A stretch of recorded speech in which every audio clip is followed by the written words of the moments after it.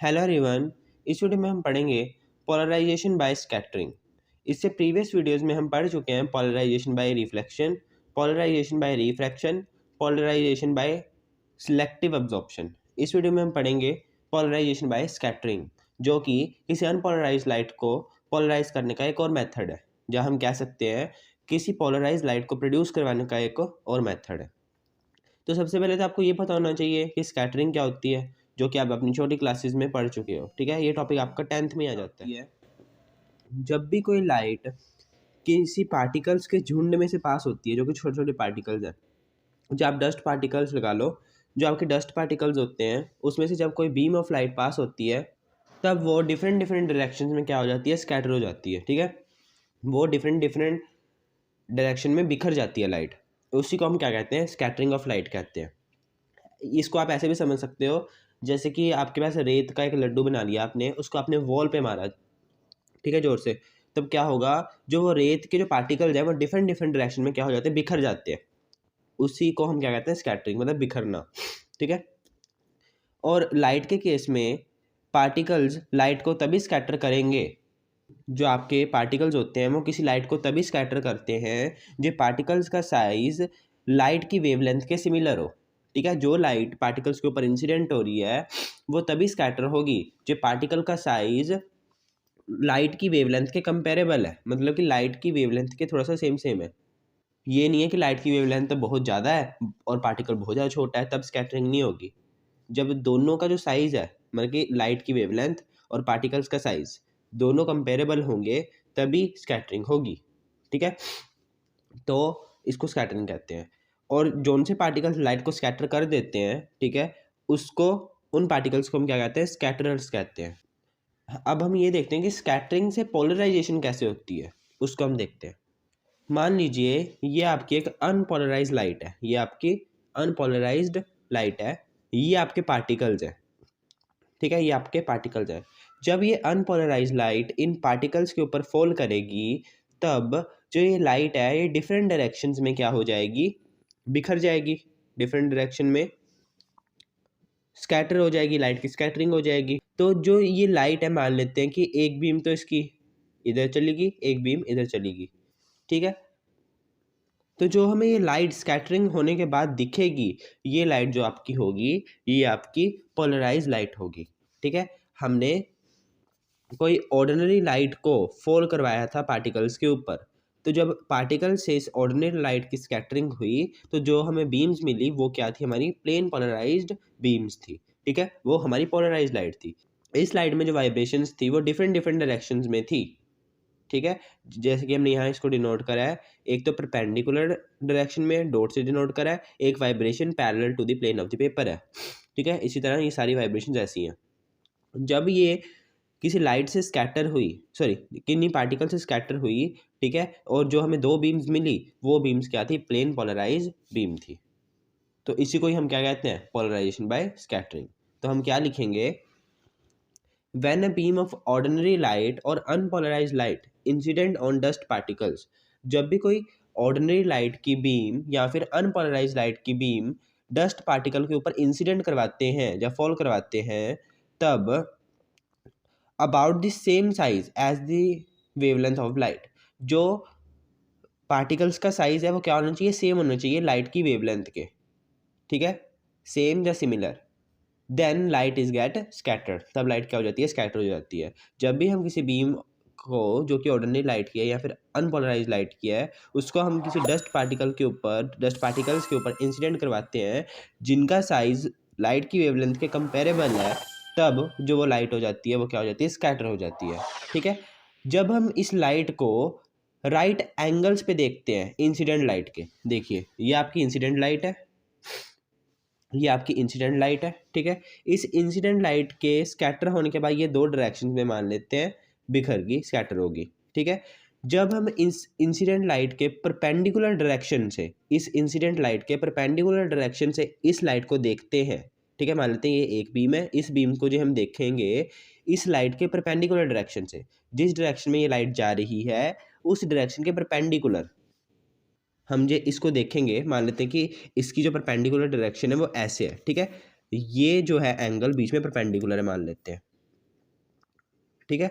तो जब हम आप ऐसे देखोगे लाइट को इस डायरेक्शन से या फिर इस डायरेक्शन से, तो जब आप तब आपको जो ये लाइट दिखेगी, ये आपको प्लेन पोलराइज लाइट दिखेगी। इसी तरह इसको भी आप, इस लाइट को भी आप इस लाइट की राइट एंगल पे देखते हो, ठीक है। इस लाइट के राइट एंगल पे इसको देखते हो, मतलब कि ये लाइट के परपेंडिकुलर देखते हो। जिस डायरेक्शन में ये लाइट है ना, ठीक है, जिस डायरेक्शन में ये वाली लाइट आ रही है उस डायरेक्शन के परपेंडिकुलर आप इसको देखते हो, ठीक है। इस डायरेक्शन के परपेंडिकुलर आप जब इस लाइट को देखते हो, मान लेते हैं कि ये परपेंडिकुलर है, ठीक है, ये जो डायरेक्शन है इसके क्या है, परपेंडिकुलर है। तो इसका मतलब जी आप लाइट को ऐसे इस डायरेक्शन से देखोगे या फिर इस डायरेक्शन से देखोगे, तब आपको जो ये लाइट दिखेगी ये क्या दिखेगी, प्लेन पोलराइज लाइट दिखेगी, ठीक है। इसकी जो वाइब्रेशन है आप देख सकते हो, ये पैरेलल वाइब्रेशन है प्लेन ऑफ द पेपर के, ठीक है, परपेंडिकुलर नहीं है। यहाँ डॉट कहीं आपको दिख रहा है, नहीं दिख रहा, डॉट मतलब perpendicular to the plane of the paper, but ये पैरेलल वाइब्रेशंस है। तो पैरेलल वाइब्रेशंस आपको दिखेंगी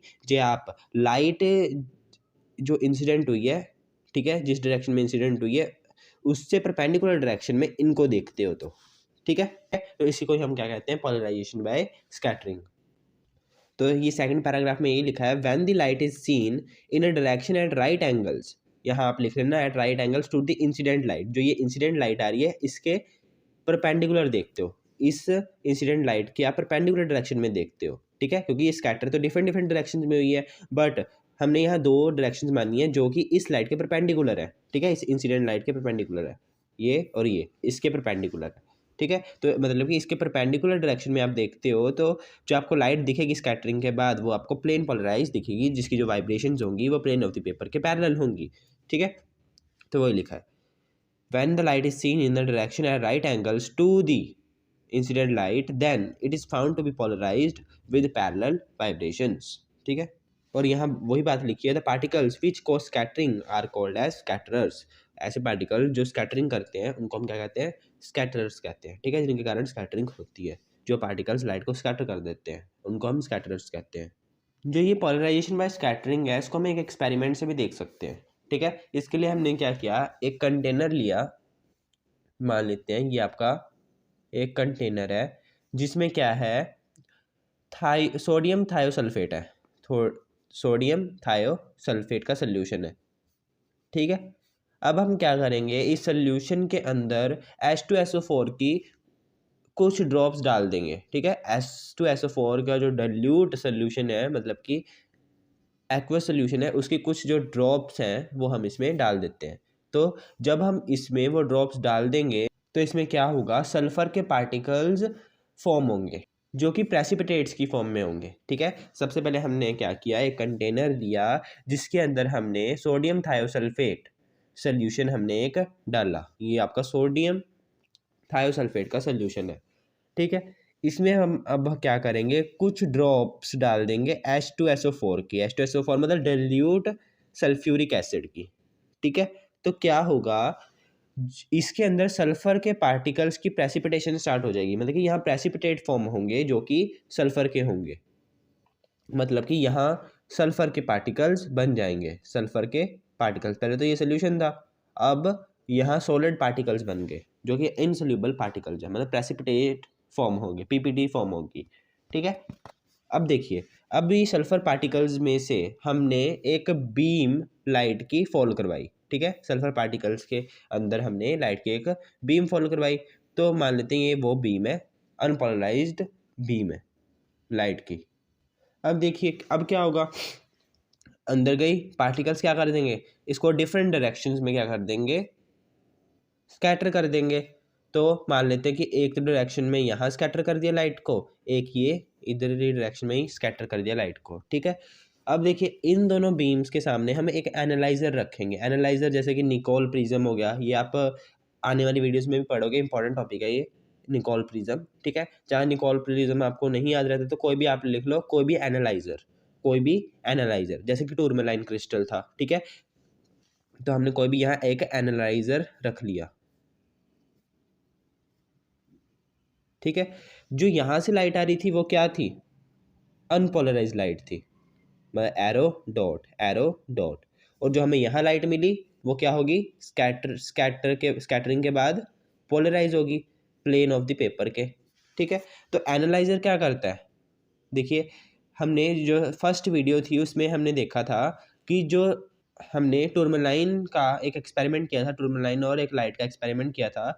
उसमें हमने देखा जब हम इस टूरमलाइन क्रिस्टल को रोटेट करते हैं तब क्या होता है, जो लाइट है उसकी जो इंटेंसिटी है वो कम होती जाती है। ठीक है, यहाँ आपको कम इंटेंसिटी की लाइट दिखती है। जी, आप इसको पूरा परपेंडिकुलर कर दोगे, जैसे अभी तो ये सीधा है, ठीक है, मतलब कि लेटा हुआ है, हॉरिजॉन्टल डायरेक्शन में है।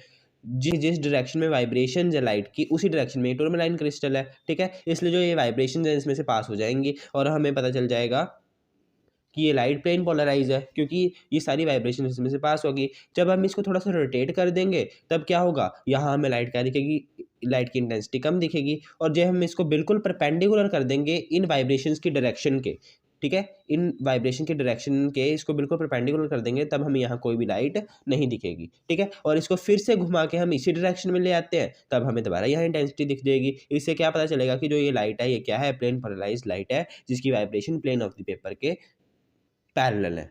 ठीक है, ऐसे ही आप एनालाइजर को यहाँ लेकर आओगे और यहाँ भी चेक कर लोगे। ठीक है, तो इससे आपको पता चल जाएगा कि जो लाइट है वो पोलराइज्ड है, जो स्कैटरिंग के बाद हमें मिली है।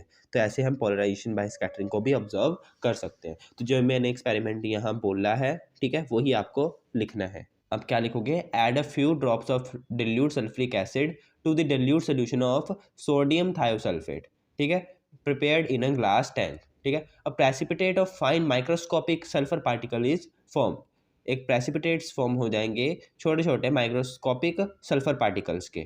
ठीक है, अब क्या होगा, now when we send beam of light from a bright source, किसी ब्राइट सोर्स से, मान लेते हैं ये कोई सोर्स ऑफ लाइट है, ठीक है, इससे हमने लाइट को क्या किया, सेंड किया इस ग्लास टैंक के अंदर। Then light scattered by this sulfur particles in a direction of right angles to the incident light। ये आपकी इंसिडेंट लाइट है। ठीक है, जो ये इंसिडेंट लाइट है, इस इंसिडेंट लाइट के परपेंडिकुलर डायरेक्शन में हम मान लेते हैं कि जो लाइट है वो क्या होगी है, स्कैटर होगी है। ठीक है, ऐसे, और एक लाइट मान लेते हैं ऊपर की तरफ, यहाँ तो मैंने ऐसे दिखा दी। When the light is examined by an analyzer या फिर कोई निकोल प्रिज्म, जब हम किसी एनालाइजर से लाइट को एनालाइज करेंगे, स्कैटर लाइट को, हमें फिर पता चल जाएगा कि जो ये लाइट है वो क्या है, प्लेन पोलराइज्ड लाइट है। ठीक है, तो यही थी आपकी पोलराइजेशन बाय स्कैटरिंग। इससे नेक्स्ट वीडियो में हम पढ़ेंगे लॉ ऑफ मेलस।